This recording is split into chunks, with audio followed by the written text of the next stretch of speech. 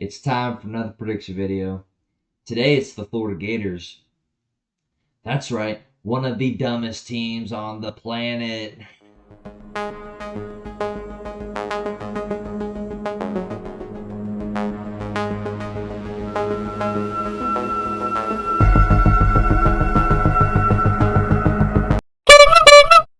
Yeah, that's right. Good morning. It's me, Uncle Badass, live here on YouTube for you. Um, Make sure if you're not subscribed, you press that subscribe button. It really does help me out a lot. And it's free to do. Um, Also, leave down comments who you want me to predict next. That's where I get these ideas from. It really, lets me know who you guys maybe want me to predict next. So make sure you're commenting down below who you want me to predict. As I mentioned in the intro video, today we're doing Florida's 2025 schedule. Now, you guys know exactly what I do with every team that I predict. I go through each week. I give a win or a loss prediction, but I don't just give you a record. I go through each week, and if there's a few losses or a loss or however many losses I think a team's going to have, I point those losses out so you know who I have that team, whoever it is that I'm predicting. That way you know who I have them losing to. Um, but let's go ahead and recap Florida's 2024 season. Now, they went 7-5, which some Florida fans some Florida fans would say that's not acceptable, which it's not. It's not. I mean, with a program like Florida, they need to be doing better than 7-5. Uh, they lost to Miami at the start of the season. Then they lost to Texas A&M. I believe it was like 2 games after their first game against Miami. Then they lost to Tennessee, sort of around the middle of the season. Then after their bye week, last season they lost to Georgia. Then the week after they lost at Texas, and then they finished off their season with one really big win against LSU, which that was a pretty shocking win, at least for me. I really didn't think they were going to beat LSU. I thought LSU was a better team and all that, but they beat LSU, beat Ole Miss, beat Florida State, which of course they were fucking one of the worst, if not the worst team in all of football last season. They did make it to a bowl game, the Gasparilla, I think that's how you pronounce it, bowl.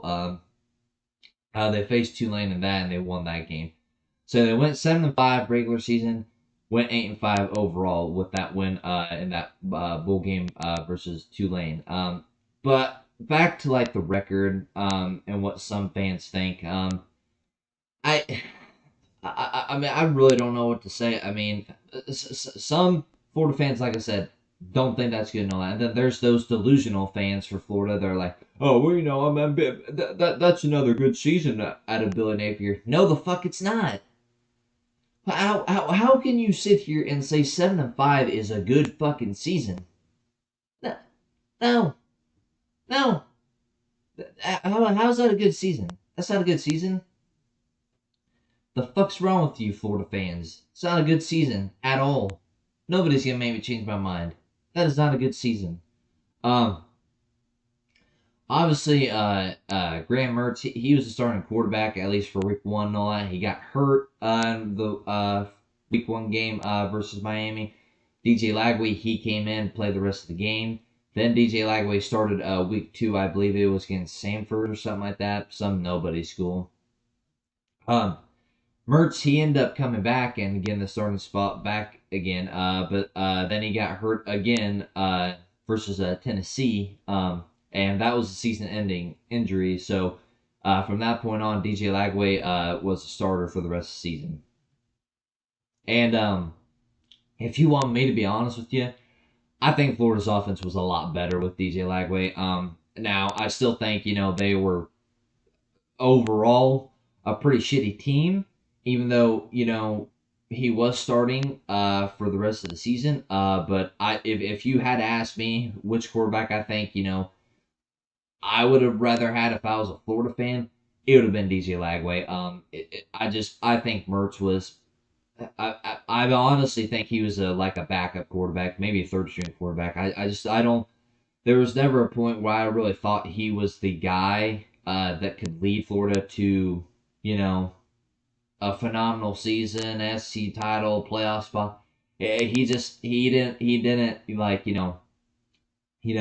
didn't make me think that he was that type of quarterback that could do those things. And I just maybe I'm wrong. Maybe Florida fans think otherwise, but Florida fans are stupid. So, um, but Lagway, he had a pretty decent year and all that.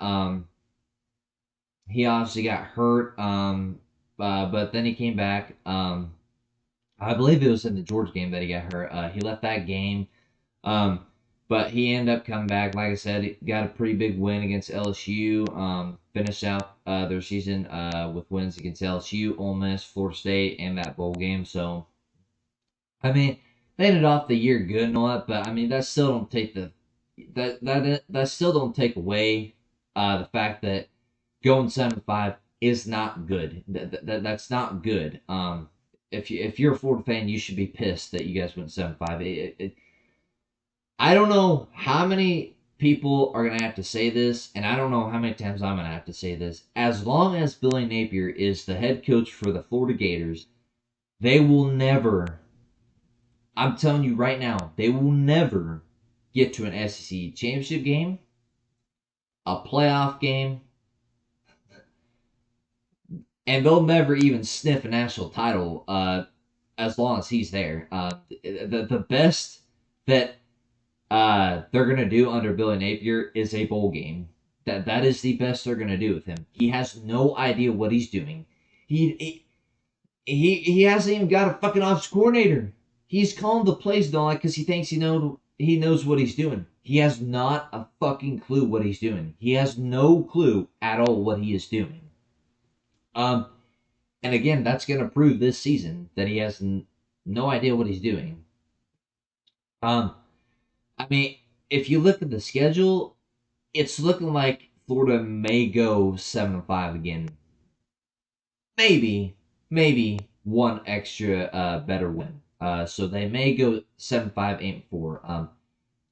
Anything above that, I'd be shocked. I just really would, especially with this schedule. It's just you start off, the first 2 weeks pretty manageable games, and then after that, it's a tough, and I mean tough, 4-game stretch. And the only thing that's positive about that 4-game stretch is you have a bye week before the third game in that tough 4-game stretch. From September 13th to what is that? October 11th. I Florida will be lucky to come out with a win there. Honestly, I mean, like I said, because I think Lagway is a good quarterback. But I think people are overhyping him. And you can't really blame me for thinking that. It's just I'm not saying he can't do good. I'm not saying that. Like I just said, I think he's a good quarterback. But people are talking him up so damn high, like he's a Heisman type quarterback and all that. You don't know that. He had a decent year, decent slash maybe pretty good year last year. He didn't do anything last year that made me think, yep, going to this season he should be a Heisman finalist favorite. No, he's got to prove that. The good news is he has multiple games to try and prove that. But in those tough games, I don't think he's going to be able to prove that much. Uh, let's get straight into the schedule, and I will try my best to predict Florida's 2025 record. Now, you start off week 1 against LIU. That's an easy win. As a matter of fact, your first 2 games against LIU in South Florida are pretty easy wins. So I think you start 2-0. And then here comes that tough 4-game stretch.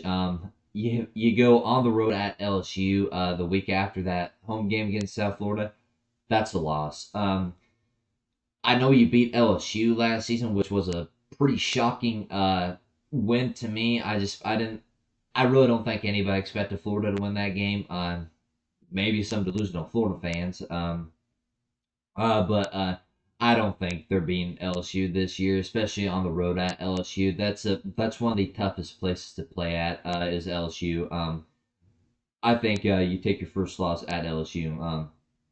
I just think LSU improved a little bit this offseason. Um, Obviously, they got Garrett Nussmeier returning. I think that offense is going to be pretty damn good. I think the defense might be a little better. But that's sort of the only question mark I have really about this LSU team is their defense. If they can fix that and get that to where it needs to be, LSU may be one of the more complete teams if they could figure out that defense. But even if their defense isn't good in this game, I still think their offense is just way better than Florida's, and I think they beat Florida here at home. So I think Florida loses that game, takes their first loss. Um, then the week after, you have another road game at Miami. I think you lose this one too. I Now obviously Miami they lost Cam Ward, which one of the best quarterbacks last season, if not the best. Uh, they did go out in the transfer portal and get Carson Beck, which I think Carson Beck's good and all that. Uh, I just think it being a road game. I just think Miami's gonna beat Florida here. I don't see Florida going into Miami and beating them. So I think you take your second loss at Miami. Then after that Miami game, you have a bye week. After that bye week, you come back home versus Texas. Now, I can't believe I'm about to do this. Honestly, I really don't. Because I may regret it. I may catch shit from Texas fans. Honestly, but just like last season, it seems like Florida. It almost seems like just about every season. I'm not saying every season they've done it, but it seems like Florida's bound to get a big win. And I know that sounds funny, considering Billy Napier's head coach for them and all that, because he has no idea what the fuck he's doing. I don't think he's the right guy and all that. He's a bald headed fuckface. I but I just for some reason, and I don't know why, I just think Florida's gonna get a big win, and I'm gonna give you the win versus Texas. And like I said, I may regret this. Uh, but I mean, Texas has to go into the swamp and all that. It's a pretty, tough environment to play in. I think, you get a big win here. I can't believe I just fucking did that. And that's not to shit on Texas fans. I'm saying I don't believe in Texas this year. I do. I think Texas is gonna be one of the best teams. I have this funny feeling and it's telling me that Florida's going to get a really huge win. And there's not really that many huge games that I think Florida can win. And this is probably, I think, if Florida has a chance to win any big game, I think this is the one because it's a home game. The others are either away or sort of neutral site games. But I think you get a win versus Texas. I think that's a huge win for you guys this season. I think that's your only huge win. Um, the week after you face at Texas A&M, that's a loss. Texas A&M, another one of those places that's pretty tough to play at. That place is rocking just about every time Texas A&M faces a tough team. That place is just loud as fuck. It's really hard to play in there. I don't think Florida's going to go in there and beat Texas A&M. Texas A&M, I feel weird saying this, but um, Texas A&M seems like they might be decent this year, and I don't know why man, I don't know why I'm having these weird feelings. I don't know why I'm having Florida beat Texas, but something's telling me that's going to happen. And then I have this other feeling about Texas A&M that something's telling me they're going to be decent. I don't know why. But maybe Texas A&M's maybe decent this year. I don't know. But regardless, I don't think Florida's going to go in there and beat Texas A&M. I don't think they're going to do that. So I think you take another loss at Texas A&M. The week after that, you face Mississippi State at home. that should be an easy win. Mississippi State, one of the worst SEC teams until they figure it out down there. I don't think they're going to be good for quite a while. I think they're going to be one of the worst SEC teams this year again. So I think Florida gets a win there. Um, then after the Mississippi State game, you have another bye week, and then after that bye week, you go down to Jacksonville, Florida to face Georgia. There's been a few years where this game's been maybe decent. Obviously Florida, I believe it was in 2020 if I'm not mistaken. They beat Georgia. That was with Kyle Trask, Kyle Pitts, Kadarius Toney. That pretty good Florida team. But ever since then, Georgia's just owned Florida. Um, and I don't think Florida's beating Georgia this year. I don't think now. I did a prediction. I had Georgia going 11-1 and all that, but there's some games I could see Georgia losing. I don't think Georgia's gonna be like their 2021 or 2022 team and all that, but I still think Georgia's just there to where they still are clearly better than Florida. So I think Georgia beats Florida in a neutral site game in Jacksonville, Florida. The week after that, you face at Kentucky. I think Kentucky's going to be one of the worst teams this year, but if there's one thing I've learned about Kentucky is they're probably one of the most physical teams in the SEC. And that, I mean, that sounds funny to say, considering, like I just said, I think they're going to be one of the worst teams, but they're one of the, sort of uh, physical teams to play in the SEC. But I think Florida gets a win here. But I mean, this game might be physical because Kentucky, they just, despite being one of the worst SEC teams, they're a pretty physical team. But I think Florida gets a win here at Kentucky. The week after, you face at Ole Miss. I went back and forth with this game, honestly. Because I do think Ole Miss is going to take a step back this year. Now, I don't think they're going to take a big step back to, where I think they only won, like 5 games or something like that. But I do think they may, maybe lose an extra game that they didn't last season or something like that. I don't think they're going to take a big step back, but I do think they're going to take a step back. But I I think Florida loses this game. I think the fact that it's a road game, I think that plays a big factor.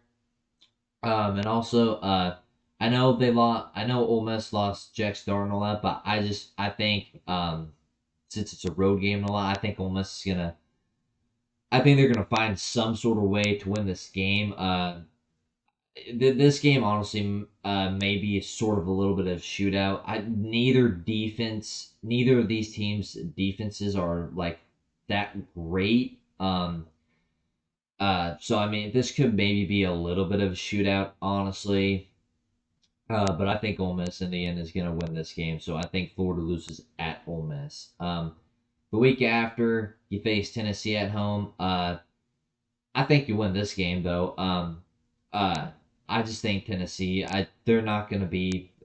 No, I don't think. Sort of like Ole Miss.